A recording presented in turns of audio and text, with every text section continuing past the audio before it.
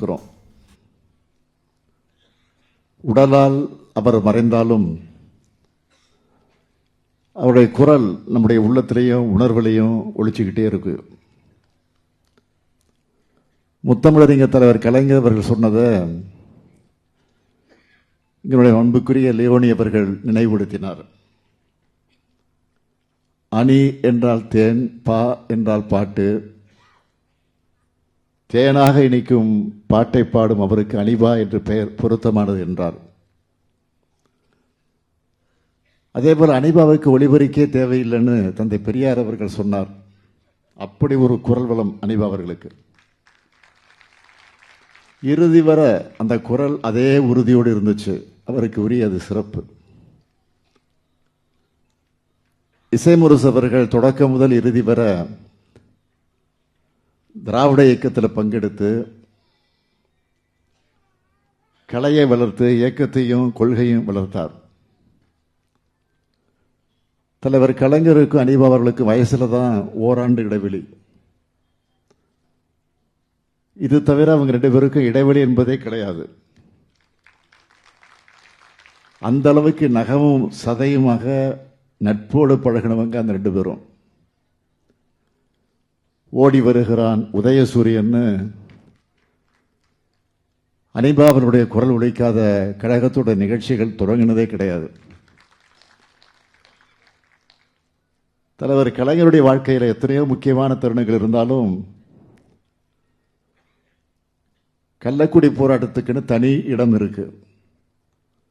தண்டவாளத்தில் தலை வச்சு படுத்த கலைஞருடைய தீரத்தை கள்ளக்குடி கொண்ட கருணாநிதி வாழ்கவே, மக்கள் உள்ளம் குடிகொண்ட உண்மை தலைவர் வாழ்கவேன்னு பட்டி தொட்டியெல்லாம் கொண்டு போய் சேர்த்தார். அனிபா அவருடைய குரல் தான். ஒரு கலைஞன் ஒரு இயக்கத்தின் மேல எவ்வளவு பற்றோடு இருந்து அந்த இயக்கத்துக்காக எந்த அளவுக்கு அர்ப்பணிப்பு உணர்வோடு பாடுபட்டார் என்பதற்கு ஐயா அனிபா அவருடைய வாழ்க்கையை ஒரு எடுத்துக்காட்டு. 11 வயசுல பள்ளிக்கூடத்தில் பாடத் தொடங்கி 15 வயசுல மேடைகளில் பாட ஆரம்பிச்சு மக்கள் பாடகராக தான் வாழ்நாள் முழுக்க வலம் வந்தார் அனிபா அவர்கள். ஐயா நாகூர் அனிபா அவருடைய போராட்ட வாழ்வை இன்றைக்கும் குறிப்பாக இளைஞர்களும் தெரிந்து கொள்ளணும் என்று சுருக்கமாக நான் சொல்ல விரும்புகிறேன்.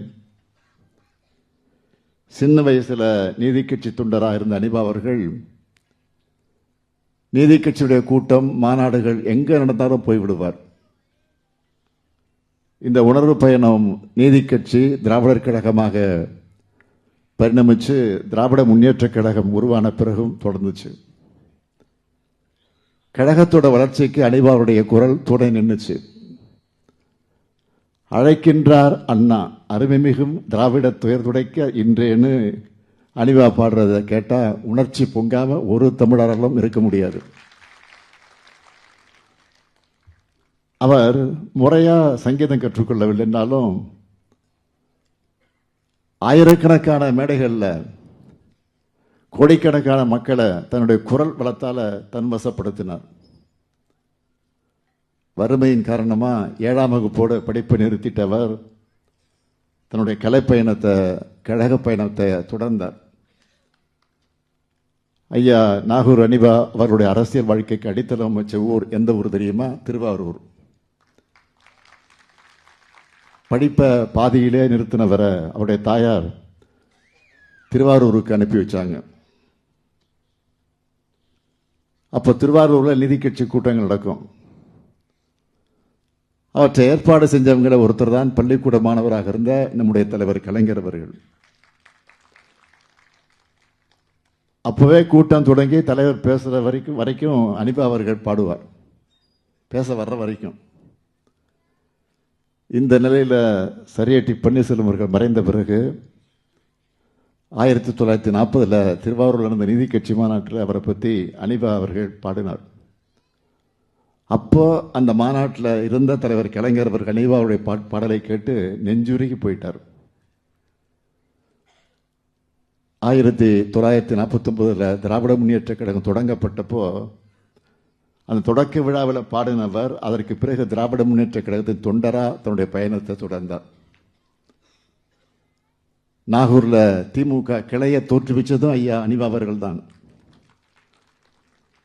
இப்படி கழகத்தோடும் தலைவர் கலைஞரோடும் அனிவா அவர்களோட பற்றும் பாசமும் வளர்ந்துகிட்டே போச்சு. இன்னும் சொல்லணும்னா நாகூர்ல அனிவா அவர்கள் கட்டின இல்லத்துக்கு கலைஞர் இல்லம்னு பேர் வச்சார். அதை கலைஞர் தான் திறந்து வச்சார். இப்படி கழக மேடைகளில் பாட்டு பாடுறதுனால மட்டுமா அனிவா அவர்களை கொண்டாடுறோம்? பாடுறது அவருடைய திறன் கொண்ட கொள்கைக்காக சிறைக்கு போகவும் தயங்காதவர் தான் அனிவா அவருடைய குணம்.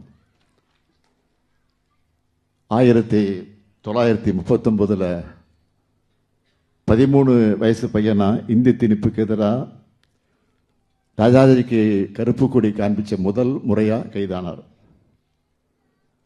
பிறகு இந்திய ஆதிக்க எதிர்ப்பு போராட்டத்தில் கோசிமணி, அன்பில் தர்மலிங்கம், மன்னை நாராயணசாமி ஆகியோடு திருச்சி சிறையில் 32 நாள் இருந்திருக்கிறார். 1952 கலைஞரோடு அனிபா அவர்கள் கைது செய்யப்பட்டார். 1956 காஞ்சிபுரத்தில் தெருவில் பாடிட்டு போகும்போதே கைதானார். இப்படி கழகத்துக்காக போராட்டங்களில் பங்கெடுத்து 10 முறைக்கு மேலே சிறைக்கு சென்றிருக்கிறார். ஐயா அனிபா அவருடைய தமிழ் உணர்வை பற்றி தலைவர் கலைஞர் என்ன சொன்னார்னா, தமிழுக்கு ஒரு தீங்கென்றால் அது தீங்கினை தடுத்து நிறுத்திட தமிழக நிலம் காத்திட தமிழ் மொழி காத்திட தோல் தட்டி தன்னை ஒப்படைத்துக் கொள்ளக்கூடிய தியாகச்சீலை தான் நாகூர் அனிபான்னு சொல்வார். 1957 தேர்தலில் போட்டியிட்டு வெற்றி வாய்ப்பை இழந்த ஐயா அனிபா அவர்களை தலைவர் கலைஞர் அவர்கள் முதலமைச்சரான பிறகு எம்எல்சி ஆக்கி மேலவையில் அமர வச்சு அழகு பார்த்தார். கலைமாமணி விருது கொடுத்தார். வக்வாரிய தலைவராக நியமித்தார். 2002 நடைபெற்ற கழகத்தின் முப்பெருவிழா நிகழ்ச்சியில் கலைஞர் விருது வழங்கினார். இப்படி அஞ்சானஞ்சன் பட்டுக்கோட்டை அழகிரி, தந்தை பெரியார், கண்ணியத்திற்குரிய காகிதம் மில்லத், பேரறிஞர் அண்ணா, முத்தமிழறிஞர் கலைஞர், இனமான பேராசிரியர்னு அனைத்து தலைவர்களோடு பழகி பயணித்து தன் வாழ்நாளை கொண்ட கொள்கைக்காக ஒப்படைச்சுக்கிட்ட ஒப்பற்ற ஒளிச்சுடர் தான் இசைமுரசு ஐயா அனிபா அவர்கள். ஒரு முறை அனிபா அவர்கள் என்ன சொன்னார்னா, கழக நிகழ்ச்சிகளுக்கு கலைஞர் எங்கிட்ட தேதி கூட கேட்காம என்னுடைய இசை கச்சேரியை வச்சிடுவார். ஏன்னா நான் கச்சேரிக்காரன் கிடையாது, கட்சிக்காரன்னு சொன்னார். மற்றொரு பேட்டியில் என்னுடைய ரத்தத்தை எடுத்து சோதித்தால் கூட அதில் வேறு கட்சியுடைய கலப்பு இருக்காதுன்னு சொன்னார். அதனால்தான் ஐயா அனிபா அவர்கள் நிறைவுற்ற போது, மறைந்த போது தலைவர் கலைஞரும் நானும் ஓடோடி சென்றோம். அதைத் தொடர்ந்து நாகூரில் நடைபெற்ற அவருடைய திருவுருவப்பட படத்திறப்பு நிகழ்ச்சியில் பங்கெடுத்து புகழஞ்சலி செலுத்தினேன். அப்படிப்பட்ட எங்கள் இசை முரசுக்கு நான் முன்னின்று நூற்றாண்டு விழாவை கொண்டாடுறதை என்னுடைய வாழ்நாள் பேராக நான் நினைக்கிறேன்.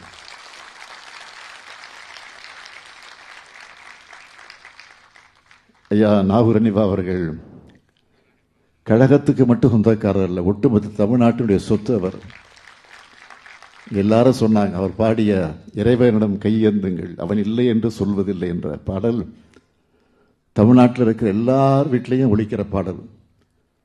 அதுதான் ஐயா அனிபா அவருடைய அவரது இசையோட வலிமை. அது சில மாதங்களுக்கு முன்பு ஒரு தனியார் தொலைக்காட்சி விவாத நிகழ்ச்சியில் பலரும் மதங்களை கடந்த இசைமுரசு அவருடைய பாடலை பாடினது ரொம்ப வைரலாக போச்சு.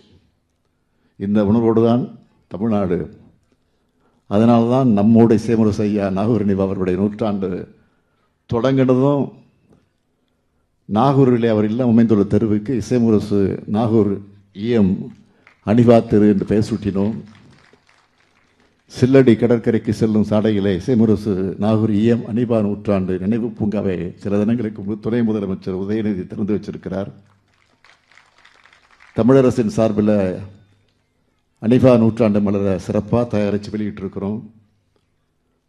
ஐயா நாகூர் அனிபா போல் இன்னும் ஏராளமான திராவிட முன்னேற்ற கழகத்தை வலுப்படுத்த வரணும்.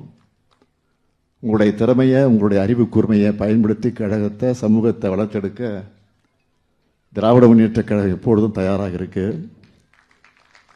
திராவிட முன்னேற்றக் கழகம் இந்த மண்ணில் இருக்கிற வரையில் தந்தை பெரியார், பேரறிஞர் அண்ணா, தலைவர் கலைஞரின் புகழ் தமிழ் நெஞ்சங்களில் உள்ளவர ஐயா நாகூர் நிவா அவர்களும் நம்முடைய புகழுறவிலே வாழ்வார். கம்பீர குரலெடுத்து கானமழை பொழிந்து தமிழர்கள் மனங்களை நிறைந்த ஐயா நாகூர் அவர்களின் புகழ் வாழ்க. ஐயா நாகூர் அவர்களின் புகழ் வாழ்க. நன்றி, வணக்கம். பிளே ஸ்டோர் மற்றும் ஆப் ஸ்டோரில் இருந்து பாலிமர் செயலியை QR கோடு மூலம் பதிவிறக்கம் செய்யுங்கள்.